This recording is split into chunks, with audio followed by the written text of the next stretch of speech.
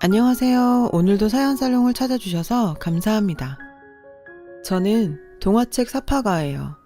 프리랜서라서 작업은 재택근무로 하고 있어요. 남편은 친구와 함께 컴퓨터 관련 회사를 운영하는데 벌이가 꽤 괜찮은 편이죠. 우리 집엔 저랑 남편 외에 시아버님도 함께 살고 있어요. 사실 아버님과 함께 사는 게 쉬운 일은 아니에요. 아무래도 집안에 어른이 계시다 보니 신경 쓸 게 많거든요. 이런 절 보고 주변에선 대단하다고들 해요. 시아버님 모시는 게 뭐 그리 대단할 일이냐고요? 사실 거기엔 약간의 사정이 있거든요. 가슴 아픈 가정사가요.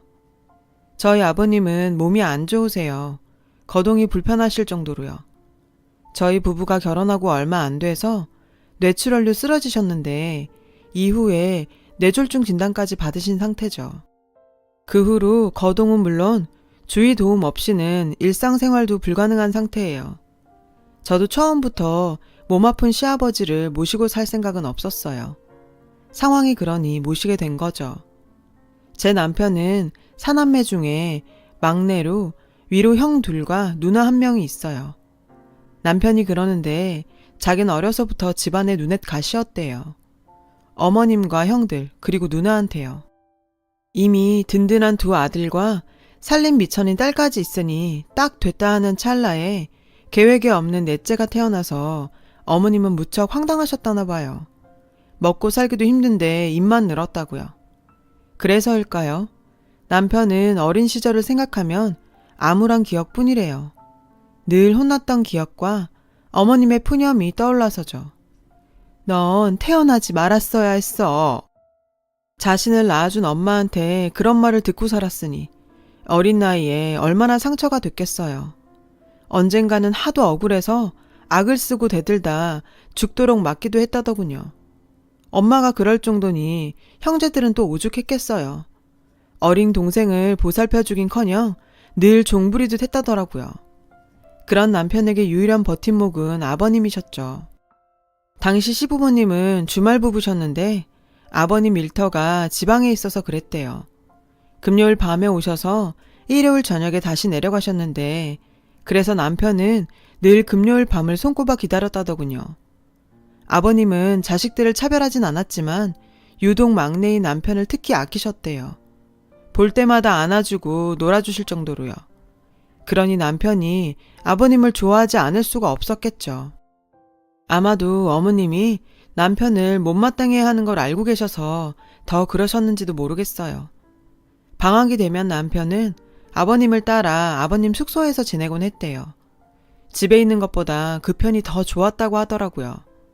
자신을 유일하게 사랑해주는 아버님이 아니었다면 자긴 일찌감치 나쁜 선택을 해서 세상에 없었을지도 모른다고 하더군요. 남편을 살린 건 아버님의 사랑이었어요. 그래서 남편은 아버님을 기쁘게 해드리려고 공부도 열심히 했고 엄마와 형제들의 구박도 꿋꿋이 참고 버텼대요. 그렇게 중학교 3학년이 된 남편은 충격적인 일을 겪게 되었는데 그건 바로 어머님의 외도였죠. 몰래 남자들을 만나고 다니는 걸 남편이 목격한 거예요. 한 번은 아버님이 안 계신 틈을 타 새벽녘에 애인을 안방까지 불러 관계를 갖기도 했다더군요. 사춘기였던 남편은 충격을 받았지만 아버님께 알릴 용기가 나지 않더래요. 혹시라도 부모님이 이혼을 하시면 아버님과 떨어져 살게 될까봐 어린 마음에 두려웠겠죠. 그래서 어머님에 대한 분노를 속으로 삭힐 수밖에 없었고요. 그래서 더욱 공부에 매진했대요. 꼭 성공해서 아버님과 둘이 살려고요. 성적이 좋았던 남편은 대학에 가고 싶었지만 집안 형편을 알기에 욕심을 부릴 수만은 없었죠. 그렇다고 손 놓고 포기할 수도 없었고요. 그래서 중학교 3학년 때부터 그 나이에 할 수 있는 아르바이트는 다 했다나 봐요. 하지만 중학생 벌이가 오죽했겠어요. 고작 해야 용돈벌이 정도였죠. 그래서 빨리 취직해 돈을 벌어야겠다는 생각에 고1 담임선생님께 상황을 얘기했더니 성적 장학금을 노려보면 어떻겠냐고 조언해 주시더래요. 그렇게 다시 남편은 희망이 생겼고 전보다 열심히 공부에 매진했대요. 게다가 이후로도 담임선생님은 많은 도움을 주셨고 덕분에 남편은 수능 시험에서 고득점을 받을 수 있었죠. 이후 선생님께서는 장학금을 받고 입학할 수 있는 학교까지 알아봐 주셨대요. 그 덕분에 남편은 원하던 대학에 들어갈 수 있었고요. 하지만 남편의 합격 소식에 기뻐한 건 가족 중 아버님 뿐이셨대요. 심지어 형들과 누나는 남편이 대학에 합격한 사실조차 몰랐다네요. 다들 살기 바빠서 그랬을 거라고는 하는데 아무리 그래도 그렇지 가족끼리 너무한 거 아닌가요? 암튼 대학에 들어간 남편은 친구 덕분에 자취를 하게 됐고 덕분에 집을 나을 수 있었죠. 정확히 말하면 더부살이였어요. 잘 사는 친구가 자기 자취방 한 켠을 공짜로 내준 거였으니까요. 그렇게 남편의 대학 생활은 시작됐고 1학년 가을 우리 부부는 만나게 되었어요. 우리가 같은 학교를 다닌 건 아니고요. 제가 친구들과 남편의 학교 축제에 놀러 갔다가 만난 거였죠. 남편의 동아리 친구가 제 친구와 사귀고 있었거든요. 일종의 가지치기였죠. 남편은 제게 먼저 호감을 드러냈고 저도 선한 인상의 남편이 싫지 않았어요. 무엇보다 대화가 잘 통했거든요. 막차 시간에 몰려 얘기 중에 헤어져야 했는데 남편이 연락처를 묻더라고요. 메모지에 적어 건넸는데 며칠 뒤 남편이 제게 전화를 했더라고요. 이후로 우리 몇 번 더 만나다가 얼마 후 사귀게 되었어요. 남편은 학교 수업에 아르바이트까지 눈코 뜰 새 없이 바쁜 와중에도 늘 저를 챙겼죠. 그렇게 성실하고 착한 남편이 전 믿음직스러워서 좋았고요. 그러다 남편이 군에 입대를 하게 됐고 우린 장거리 연애를 하게 됐어요. 한 번은 음식을 싸들고 면회를 갔는데 글쎄 남편의 얼굴에서 광이 나지 뭐예요. 어떻게 된 거냐고 물었더니 난생 처음 눈치 안 보고 삼시세끼 꼬박꼬박 먹고 사니까 마음이 그렇게 편할 수가 없네. 나 이러다 말뚝 박고 싶어지면 어쩌지? 그땐 그저 우스갯소리로만 들었는데 나중에 남편이 살아온 얘기를 들어보니 그때 남편 심정이 이해가 가더라고요. 오죽 사는 게 힘겨웠으면 그랬을까 했죠. 그렇게 연병장의 시계는 돌아갔고 남편은 제대를 했어요. 그 사이 저는 출판사에 취직을 했고요. 복학을 한 남편은 다시 예전처럼 알바와 학업을 병행하며 바쁜 생활을 이어갔죠.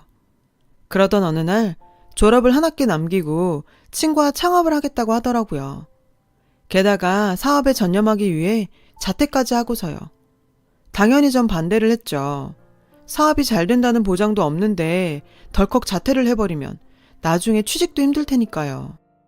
하지만 남편은 확신에 차 있었고 결국 제 만류에도 불구하고 학교에 자퇴서를 내버렸어요. 우린 그때 엄청 싸우고 한 달 가까이 냉전 상태로 보냈었죠.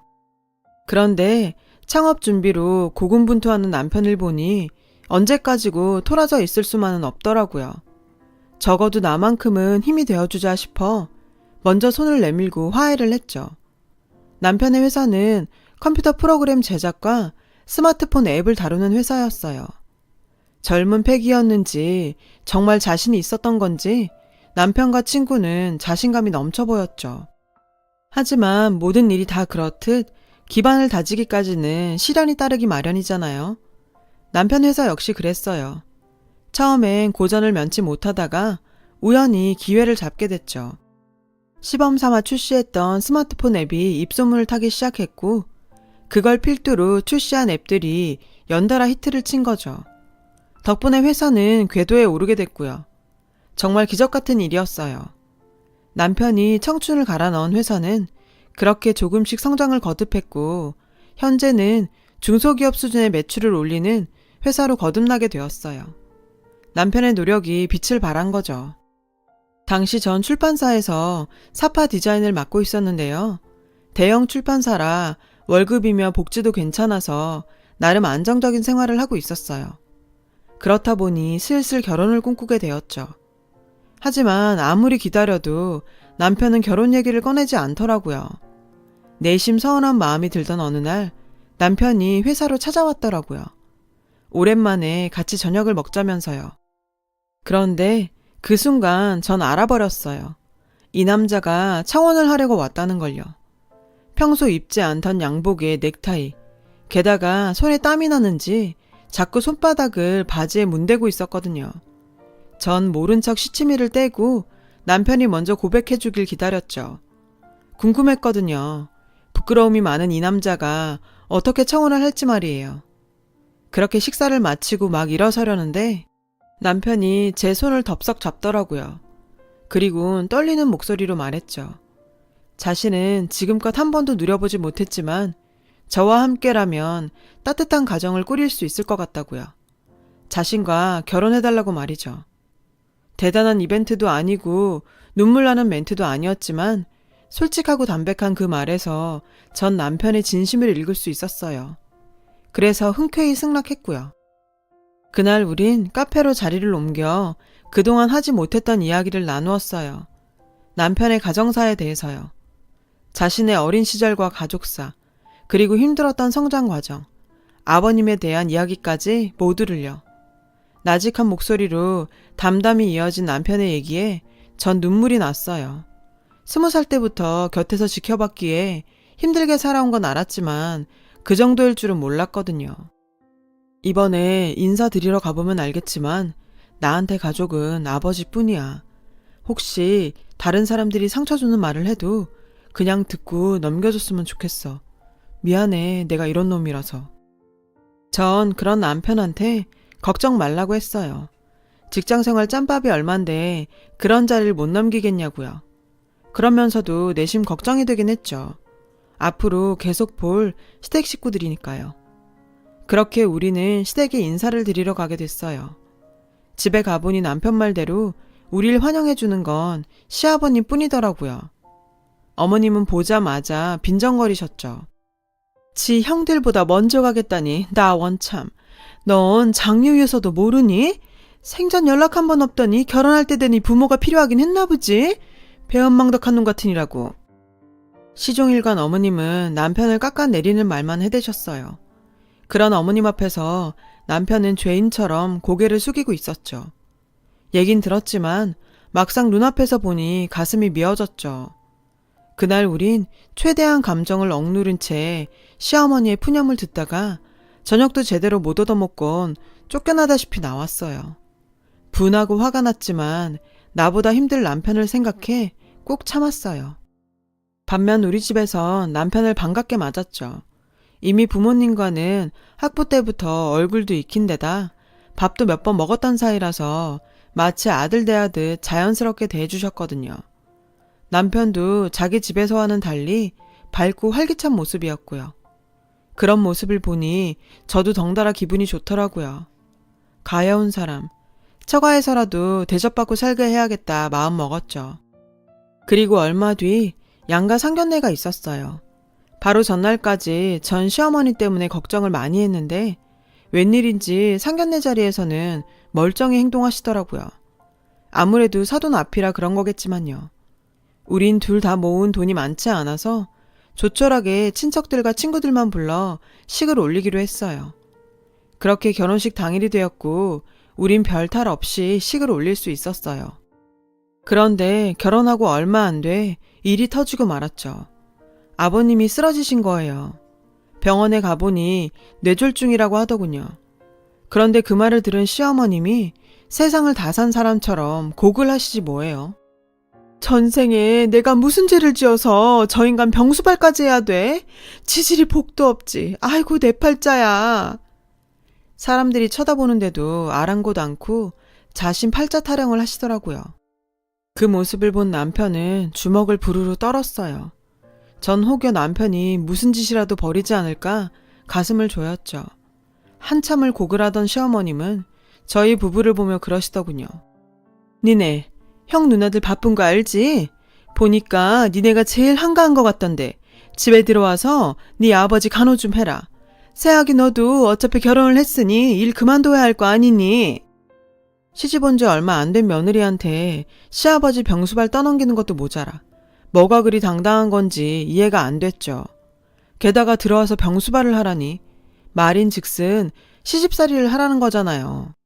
하루아침에 시집살이에 병수발까지 하게 되다니 기가 막혀서 말도 안 나왔죠.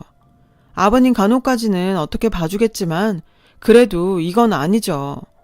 그런데 남편은 흔들리는 것 같았어요. 그날 밤 남편은 제게 아버님을 우리가 모셔야 할 것 같다고 하더군요. 하지만 그러기에 우리 집은 무리였죠. 세 사람이 살기엔 저희 집이 좁았거든요. 게다가 환자를 모시는 거라 더더욱이요. 그런 제 말에 남편은 눈물까지 흘리며 부탁을 했어요. 그 눈물을 보니 저는 안 된다고만 할 수는 없었죠. 그래서 그래, 내가 한번 접어주자 했죠. 그렇게 우린 시댁과 합가를 결정했어요. 전 출판사에 사직서를 내고 본격적으로 아버님 병간호에 나섰죠. 근데요, 제가 어머님 대신 당신 남편 병수발까지 들고 있는데도 어머님은 손 하나 까딱 안 하시지 뭐예요. 게다가 잔소린 또 어찌나 해대는지 누가 보면 제가 시댁에 친정아빠 모셔와 사는 줄 알겠더라니까요. 성질 같아선 다 엎어버리고 싶었지만 남편을 봐서 꼭 참았어요. 비록 거동은 힘드시지만 볼 거 들을 거 다 하시는 아버님은 절 볼 때마다 눈시울을 붉히시며 어눌한 말투로 미안하다고 하시더군요. 그 모습이 어찌나 짠하던지 울컥했죠. 그와는 달리 어머님은 절 괴롭히는 것도 모자라 툭 하면 아버님 옆에서 빨리 죽으라고 고글 하셨죠. 아우, 저 인간 차라리 빨리 요단강이나 건널 일이지. 정말 인간 같지도 않더라고요. 아버님 앞에서 서슴없이 그런 소리 해대는 걸 볼 때마다 전 오기가 생겨서 아버님 간호를 그만둘 수 없었어요. 보란듯이 잘 해내겠다 마음먹었죠. 남편은 남편대로 늘 제게 미안해했어요. 살림하랴 시집살이 하랴 아픈 시아버님 간병하랴. 솔직히 지금도 그때 일을 생각하면 우라가 치밀곤 해요. 그런데 문제는 이게 다가 아니었어요. 남편과 제가 둘이 벌어 살다가 남편 혼자벌이로 살림을 해야 하는 판에 시어머니의 아픈 시아버지까지 돈 들어갈 곳은 늘어났고 그러다 보니 가게는 점점 구멍이 나기 시작했거든요. 그러던 어느 날이었어요. 장을 보고 집에 왔는데 아버님이 안 계시는 거예요. 거동도 불편하신 분이 혼자 밖에 나가셨을 리도 없고 그래서 어머님께 달려가 아버님 행방을 물었죠. 그런데 글쎄 요양원 갔어. 이러시지 뭐예요. 저는 갑자기 무슨 요양원이냐고 되물었지만 어머님은 엉뚱한 소리만 해댔죠. 내가 네 고생 덜어준 거야. 고마운 줄이나 알아. 내가 아는 지인이 운영하는 요양원이 있는데 거기서 받아주겠다고 하길래 보냈다. 돈 걱정은 말아라. 내가 낼 테니. 기가 막혔어요.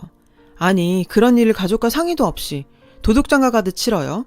저는 당장 남편한테 전화해서 이 사실을 알렸어요. 그랬더니 남편이 한 걸음에 달려왔더라고요. 남편은 어머님한테 가서 아버님이 어디 계신지 당장 말하라고 다그쳤죠. 그런데 소용없었어요. 아무리 어르고 달래도 입을 꾹 다물고는 말을 안 하시더라고요. 그리고 얼마 뒤 저는 남편이 말했던 대로 어머님의 외도를 목격하게 되었어요. 집에 남자를 들이신 거죠.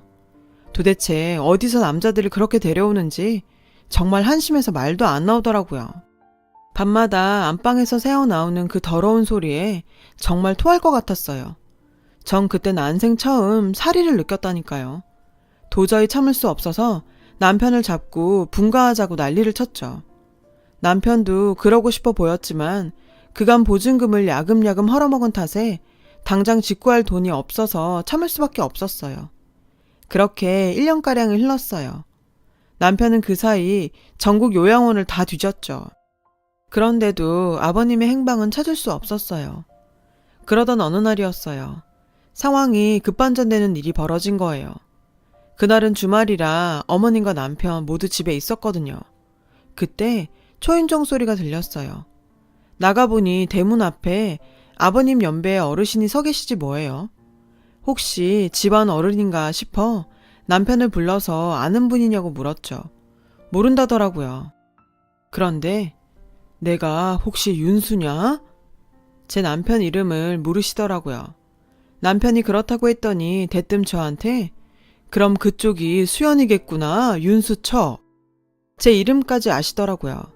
제가 맞다고 했더니 어르신은 제 손을 덥석 잡으시고는 울기 시작하셨어요. 그 소리에 안에서 어머님이 나오셨죠.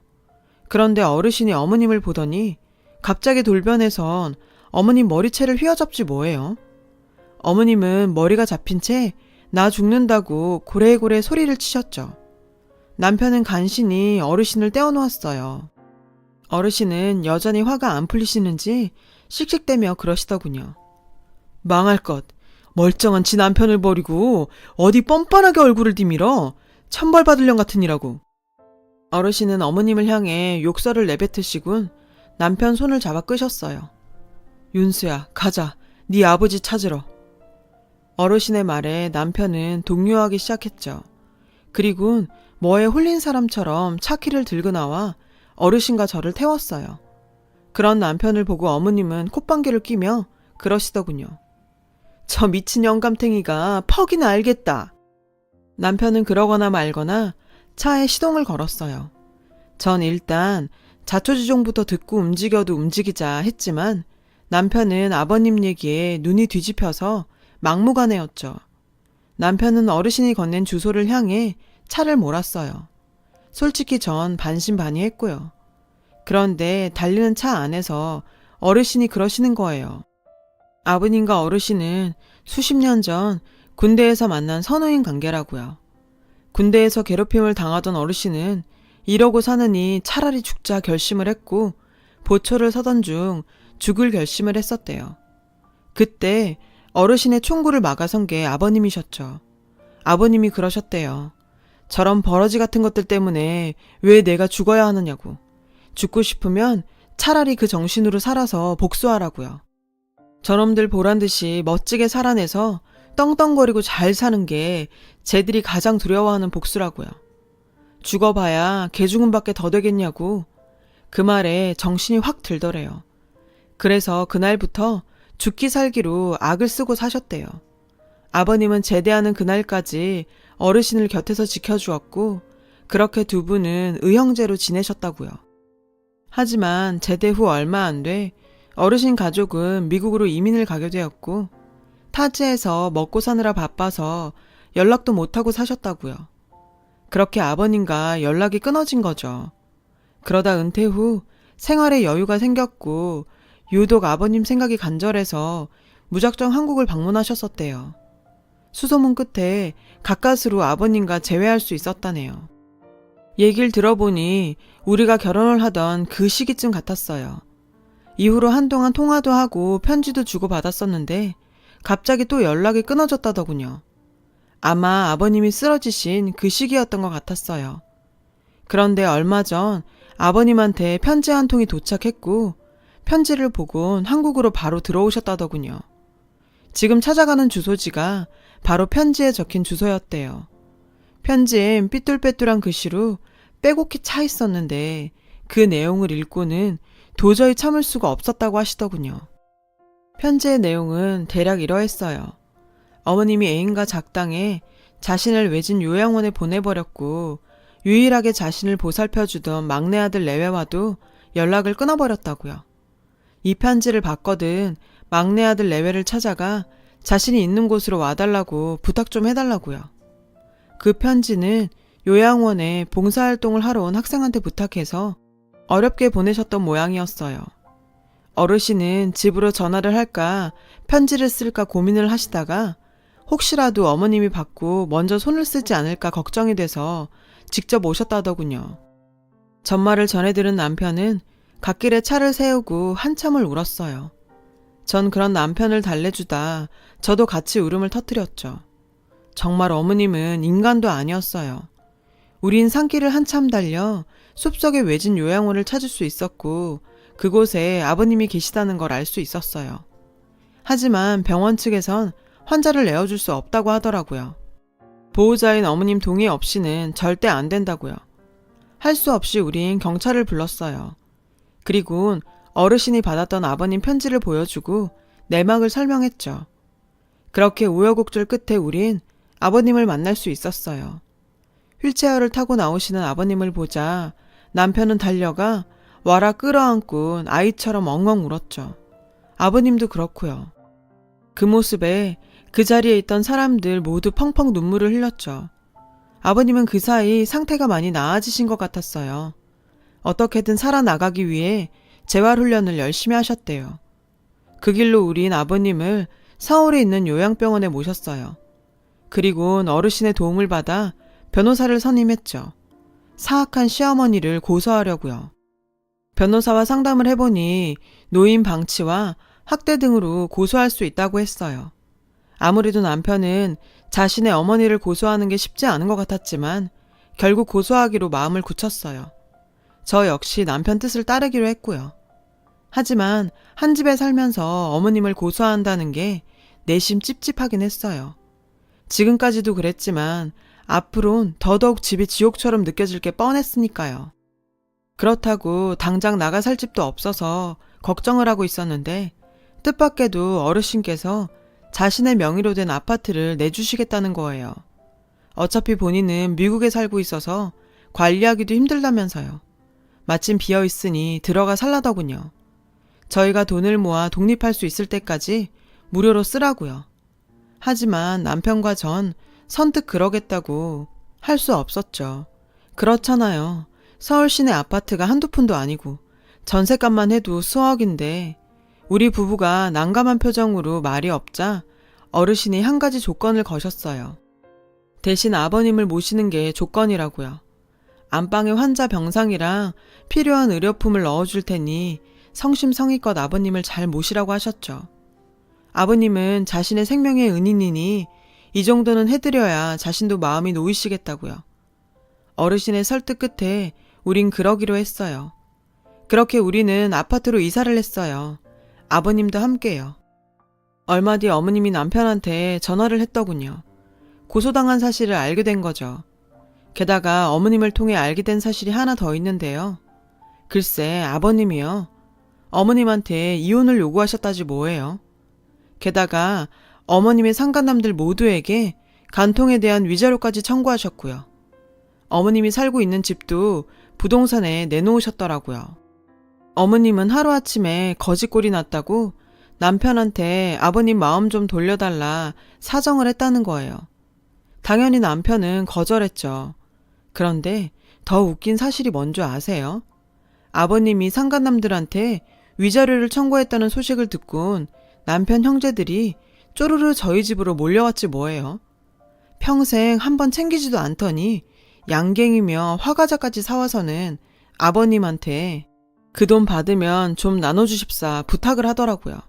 사업이 어렵다는 둥, 애들 교육비가 부족하다는 둥 갖가지 이유를 대면서요. 그 모습에 아버님은 힘겹게 말씀하셨죠. 똥바가지를 퍼붓기 전에 이 집에서 썩 나가라고요. 그랬더니 다들 본색을 드러내군 돈 내놓으라고 난리 굿을 피우더라고요. 참다 못해 제가 경찰에 신고했어요. 정말 인간들이 하나같이 어쩜 그렇게 어머님을 쏙 빼다 박았는지 피는 못 속이겠더라고요. 참, 얼마 전에 어머님 고소건에 대한 판결이 났어요. 노인 학대죄가 적용되긴 했는데 형은 몇 개월 안 나왔더라고요. 하지만 남편은 그나마도 마음이 편치 않은 것 같았어요. 당연하죠. 자기 어머니인데. 그리고 전 앞서 말씀드린 대로 전에 거래하던 협력업체로부터 하청을 받아 프리랜서 동화 사파가로 일하고 있어요. 재택근무로 하는 거라 아버님 간병을 하면서 진행하고 있죠. 솔직히 살림하랴 일하랴 간병하랴 힘들긴 한데요. 그래도 우리나라 복지 정책이 잘 돼 있어서 기관에서 간병 도우미도 보내주셔서 그나마 덕 좀 보고 살고 있어요. 그렇게 파란만장한 남편의 가정사는 이렇게 전화위복으로 끝을 맺었어요. 이번 일을 보며 그런 생각이 들더라고요. 무심코 행했던 선행 하나가 큰 복이 되어 돌아올 수 있다고요. 그래서 저도 아버님 잘 모시고 착하게 살려고요. 착하고 성실한 남편 내조도 잘 하고요. 그럼 언젠가 저도 복 좀 받겠죠? 여러분, 사연 댓글에 응원과 현명한 조언 부탁드려요. 좋아요와 구독은 저에게 큰 힘이 됩니다. 오늘도 좋은 일 가득하세요.